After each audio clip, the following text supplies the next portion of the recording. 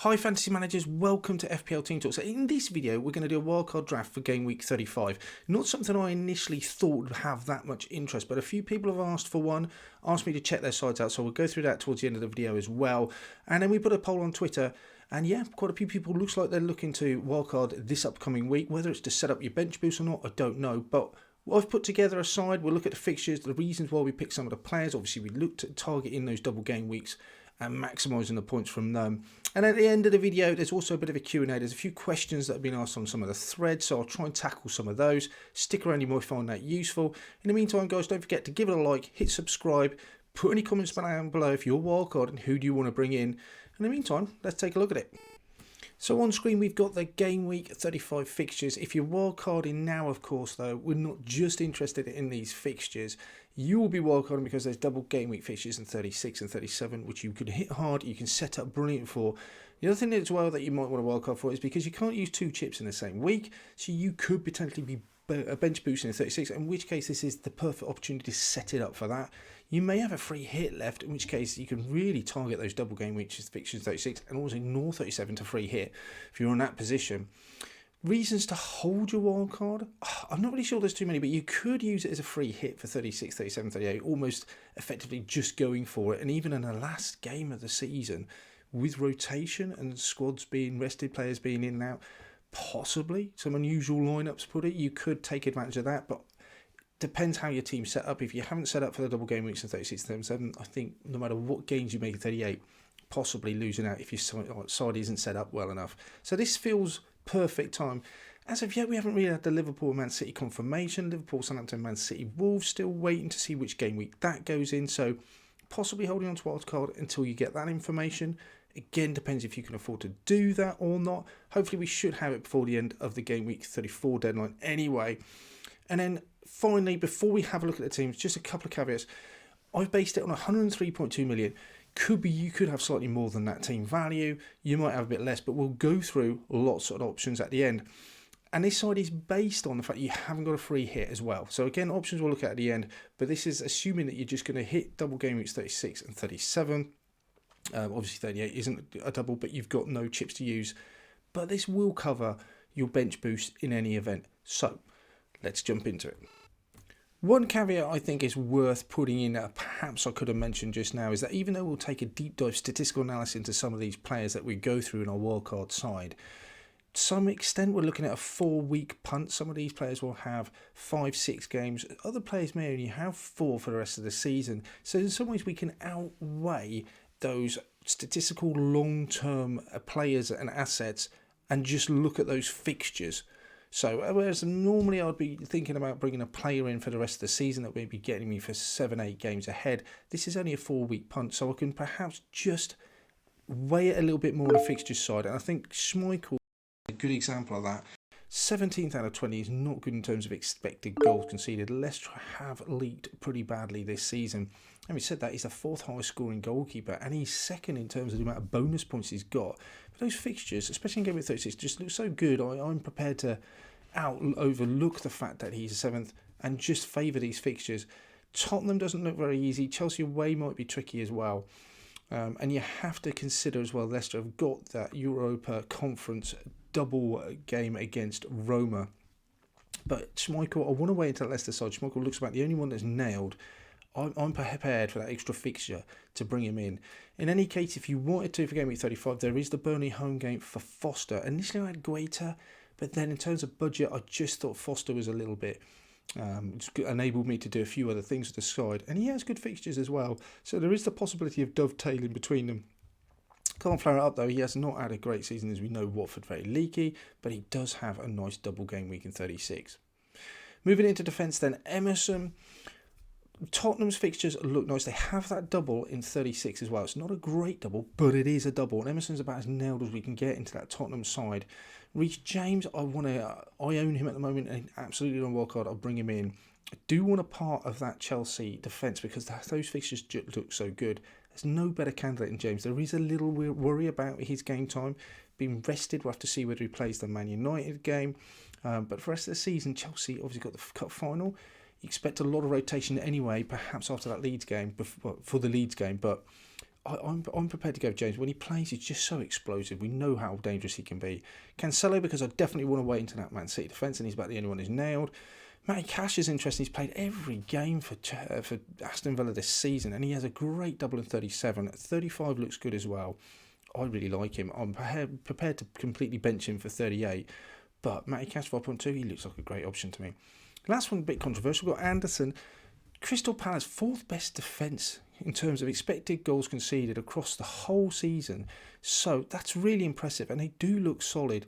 Watford at home in 36, a good double in 37. Southampton, not a team I don't mind targeting at the moment. And Manchester United at home, I think that would hold any fears. 4.6, he looks like a really good value defender to have. In terms of Emerson, doesn't offer a lot of goal threat, not as much as you might have expected when he was brought into the club. We know what Reece James can do, and Cancelo. Matty Cash, I remember him having a great game against Leeds, but doesn't produce a lot since then. And Anderson, I think, got 2 assists in one game. But apart from that, it's those clean sheets you're targeting. The one thing that does worry me, and I've had conversations about, is there's just no Liverpool defence in there whatsoever. Yeah, I will talk about later on the fact that you could get Robertson, you could go for Trent. There's a Matip option as well. So that isn't something I'm particularly happy or sure about, but we can have a look at options later on. Moving into midfield then, Mo Salah comes in again. At the moment, we're assuming that Southampton fixture goes in 37. We're waiting for confirmation of that. Son, not too many conversations about that. I think his fixtures look brilliant, and he does have a double, albeit not a great one at 36, but he's absolutely nailed. His figures look brilliant, as we'll see. And then Wilfried Zaha, I do want to get on to those Crystal Palace fixtures. I just think they're really nice, 37 in particular. Gordon, now, for his price, 4.6, I don't think there's a better option. He's absolutely looks now to me in that Everton side. He's the most attacking threat. They've got so much to play for. At 4.6, I don't mind benching him for 35 and maybe even 38. But those fixtures in 36 and 37 look really good. For a side desperate for points, and I know their form isn't great, Gordon looks like a decent option. 4.6, absolute steal. And then I needed some sort of Man City presence. Initially, it was Bernardo in terms of budget. I managed to rummage around, switch a couple of players, and Foden managed to get him in. I just think he's about as nailed in that midfield maybe as you can get, especially for that price. And those fixtures look good. I just love the idea of him Foden in the side. Mo Salah then, not really having a conversation with him or Son. His XGI just looks brilliant. Zaha's really impressive. He's on penalties as well. Anthony Gordon, for his price, that's about as good as it's going to get. 0.44, that's really good. And Foden, slightly is the worst one out of the bunch, which surprised me a little bit. 0.26, but we know how dangerous Man City can be, especially with those fixtures, needing to win every game. I certainly will back Foden. Looking up front then, Harry Kane gets my nod, and again, he's not one I'd say absolutely nailed. I do think he's one of the best options up front still for me. His underlying stats still look great. He's on pens, he's absolutely nailed. He's got great fixtures, he's got stuff to play for. I don't want to go into a game week without him, if I'm honest. Then you've got Mateta. I think people getting frustrated because a few people own him already. For the price, I don't think there's many better options than him. Palace have good fixtures, so I'm prepared to back him. And Dennis's fixtures look brilliant. And again, for the price, I think he's nailed in that Watford side. But for those prices, don't mind benching him. Looking up front then, again, look at those figures, just look absolutely brilliant. So many assists for Kane. We'd much rather he gets goal, because he plays up front, actually, he gets a very similar amount of points for an assist as he does for a goal. Teta, he's got more goals than Kane, and his XGI doesn't look too bad. Dennis been flitting in and out this side, but he looks now with Cucho out for the rest of the season, it seems. He could get a run, set the goal up against Manchester City as well. So this is the wildcard side in its entirety then. So I just went slightly over budget, but there's lots of things you can do, and price is changing all the time. Reece James went up recently. And remember, you can't play all 15, so there's lots of different options to do. We'll go through how this team pans out for the rest of the season in a second. Obvious things that you could change is if you didn't want Son in your side, you could downgrade him to Kulusevski, someone like that, or a Coutinho if you thought Villa has fixtures look really good. That would enable you to perhaps bring in Robbo or Trent for an Emerson. Kane could come down. Lots of options with him. Ollie Watkins, for instance, has got good fixtures as well. Again, that would allow you to bolster that defence with more Liverpool players if you want. Lots of things you could do, and we'll have a look at those, and also how this team pans out for the rest of the season. So this is how the side would set up in game week 35. There's a few different things you could tweak around with this. Zaha, you might favour Mateta over Zaha. I think I'd prefer to go Zaha. And then Anderson on the bench. Just feel that Palace Southampton game's got more goals in it than it has clean sheet potential. definitely an option with Foster coming off the bench instead of Schmeichel. If you think Watford, better chance of a clean sheet at home to Burnley than Leicester away at Tottenham. Captaincy potential with Kane, possibly Son there, and Salah's never going to be far away from your thoughts either. So I quite like that. There's a lot of green on that screen. That looks quite nice to me. Then for game week 36, again, you would have the option of bringing in a transfer, but I quite like you're hitting 9 double game weeks for 36. Even on your bench, you've got the likes of Emerson. Alisson has a decent fixture. So is Mateta and even Foster. So both your keepers for a bench boost would end up doubling. I like that. You always have to just bear in mind that even in a double game week, you're never guaranteed to get 2 games. The likes of maybe Kane would possibly, and so would Son. But that still looks pretty good. You're attacking 38, 36, and then you're attacking 37. Salah blanks comes out, but more than likely that Southampton fixture will go in there, so he would have a fixture in game 37, and you would expect him to be a captaincy option for it as well. But it's hard to ignore some of these double game weeks. I mean, Cash would look like a double, or would look like a captaincy option at home to Palace and Burnley. Looks really nice, and you know he's nailed. I wouldn't blame you for going there.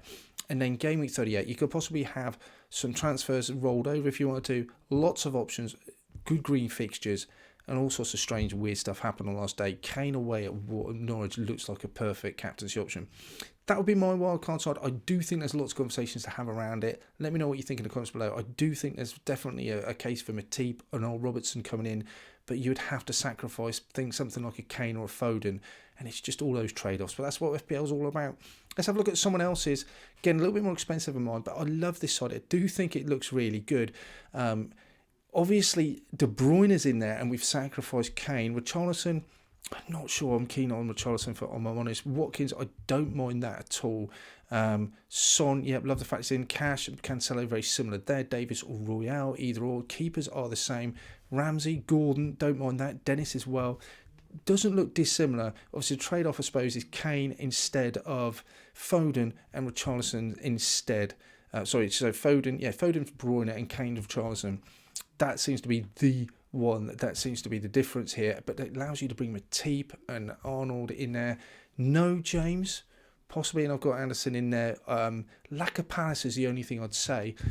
Could save money, bring Richarlison. You could end up with Robertson, and if you brought Mateta maybe for Richarlison, could you then get up to a Robertson? I don't know. There's absolutely nothing wrong with this side. I really like it. You know what? It's nit for nothing, isn't it? I think it's a really nice side. Don't think a lot around. Looks like you set up for the bench boost well. Really enjoy it. I think it's a good side. Some of the other questions that we had then was, one of them was, if you cannot get to Saka, is Odegaard worth a punt ahead of Martinelli? The answer for that is absolutely. I think Odegaard's nailed in that side. He's a little bit more expensive. Martinelli's minutes being just not guaranteed in that side. I just think Odegaard's absolutely the one to go for. I would say if I haven't got a Saka, Odegaard or Martinelli, I wouldn't be bringing in an Arsenal player. I just don't think those fixtures are appealing enough to me. I'd even likely go for an Ishmael Smart's art. I think he's got more minutes, more games. I just, not for me, Arsenal, just those fixtures don't look good enough. There's other teams that I would prefer to target. If you get up to a Zaha or something like that, I'd much prefer that. But for me, I just wouldn't go. But if I had to choose between Odegaard and Martinelli, absolutely Odegaard every day of the week. One question was, if selling James Havertz and Gelhardt gives you around about 19k, who would you bring in? And there was different options. There was Emerson, Alonso and Matip. Firstly, I've got James. I'm not getting rid of them. Those fixtures look too good. Alonso's a bit of a sideways move. There's no guarantee he's going to get more minutes. Does release your cash though. But if I was going for one of those, absolutely Matip. He seems to be the one who's playing the Premiership games. So yes, I would definitely go Matip out of the 3 of those. Havertz, again, if I've got him, I'm not selling him. But if you wanted to raise money and I get it to upgrade somewhere else, Barnes, not sure about his minutes. We've already talked about Odegaard. Don't like Arsenal's fixture particularly. So Coutinho gets the nod for me. He's absolutely nailed. I don't think his underlying stats are brilliant, but again, those fixtures look too appealing. And then presumably what you're trying to do is upgrade Gelhardt to either a Dennis, a Rodrigo, or an Nketiah. Arsenal, again, fixtures. Not sure about Nketiah as well. Guaranteed his place. He's done really well so far. Rodrigo, Leeds don't appear to be as quite free-flowing anymore. Certainly shored things up at the back. Don't mind Rodrigo, but I think I'd have to go Dennis out of the 3 of those. But I wouldn't even mind with their fixtures going to a Mateta, which would save you even more money to upgrade somewhere else. Last question now that we had, Bruno Guimaraes instead of Ramsey. There's a conversation about that. Firstly, if I've got Bruno, I'm not moving to Ramsey or vice versa. I'm just sticking. I think it's a bit of a sideways move to do either of them. But the one thing we did look at was Bruno. He's done absolutely brilliant so far. Look at those stats. Last 5 games, he's got 4 goal involvements. Remember, he's only 4.9. 0.86, brilliant XGI, good points, great minutes. He's getting, I wouldn't say he's getting a rock of shots in and around the box per 90 minutes. 1.4 key passes, 1 point shots, but he's certainly making them pay when he does. But look at those fixtures he's got coming up. Liverpool at home, Man City away, Arsenal at home, and even Burnley away last game of the season. I'm not sure whether Burnley needing the points to stay up on the last game at home in front of a pretty vociferous Turf Moor. I'm not sure whether that's a game I'd be looking to target. But he has done brilliantly. But when we've broken it down, and we did this earlier on in the week, when he's played teams in the top half of the table, and let's face it, Chelsea and Tottenham Wolves are not in the same bracket as Liverpool and Man City, yet his figures just drop off a cliff. No goal involvement. He's had the minutes. He's only got 5 points. Expected goal involvement 0.16. He's getting less than a shot a game. I think he said 2 shots in 3 games and 2 key passes. So his figures look a lot worse. And the fixtures he's got coming up are much harder than these ones he's just had. So I don't think he's one to bring in. And Ramsey has got the fixtures. So absolutely an argument for both. If you're a Bruno fan, you've got him, keep him. I mean, I'm not saying he's not a good player. He clearly is. But between the two of them, I think I would possibly maybe go Bruno, but then Ramsey's got the fixtures. If I really wanted to, I think I'd prefer to go Gordon. If I was bringing in an enabler, I think Gordon's got the fixtures and just looks nailed on, and so much to play for. He saves you money as well. That's all for this one then, guys. A bit of a marathon, lots to cover. Hope you found it useful. Let me know, what are you doing? Are you wildcarding? Who are you going to bring in? Are you going to free hit, bench boost? Let me know. Let me know in the comments below. Don't forget to hit that like button and subscribe, guys. In the meantime, best of luck with the rest of Game Week 34. That's not even over yet. And then I shall speak to you soon.